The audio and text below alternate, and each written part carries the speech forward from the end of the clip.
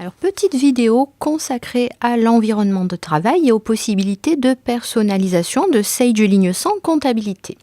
Alors, je vous ai déjà présenté globalement votre barre de titre, barre de menu, barre d'outils, ainsi que brièvement l'Intuit Sage. Alors, quels sont en allant plus loin, ces différents éléments? Alors, les barres d'outils, vous avez ici une barre d'outils, mais vous pouvez ajouter d'autres barres d'outils que la barre d'outils Sage. Alors, comment faire? Je vais faire un clic du bouton droit directement sur la barre d'outils et vous pouvez constater que vous avez accès à toutes les barres d'outils existantes. Alors, pas la peine de toutes les installer, ça fait beaucoup. Mais par exemple, la barre d'outils standard peut être intéressante à installer. Alors, vous voyez que par défaut, elle est flottante.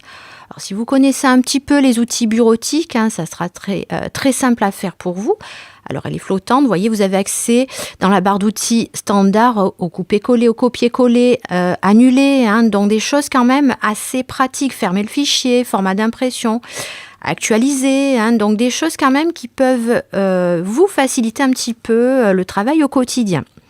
Alors, on ne va pas la laisser comme ça, en plein milieu de l'espace de travail. Comment on fait pour figer une barre d'outils? Vous voyez, on peut la déplacer en se mettant dans sa barre de titre.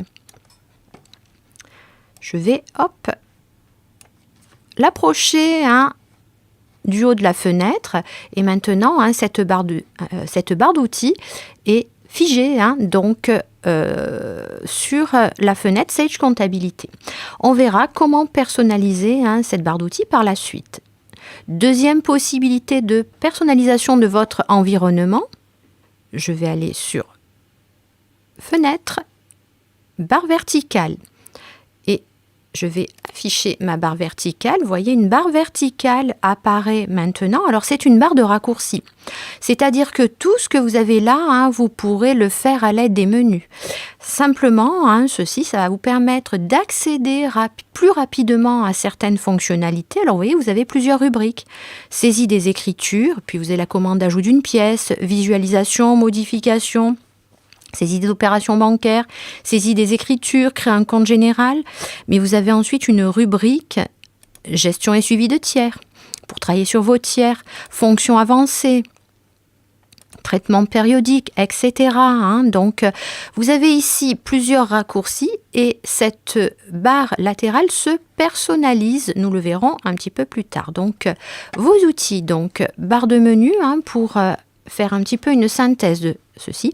Barre de menu qui contient les fonctionnalités complètes du logiciel, puis des raccourcis, des barres d'outils que vous pouvez fermer ou afficher et une barre d'état que vous pouvez également fermer ou afficher. Si je ne veux plus de ma barre verticale ou barre d'état, je peux décocher, je ne l'ai plus et lorsque j'en ai besoin, je la fais réapparaître avec plusieurs rubriques.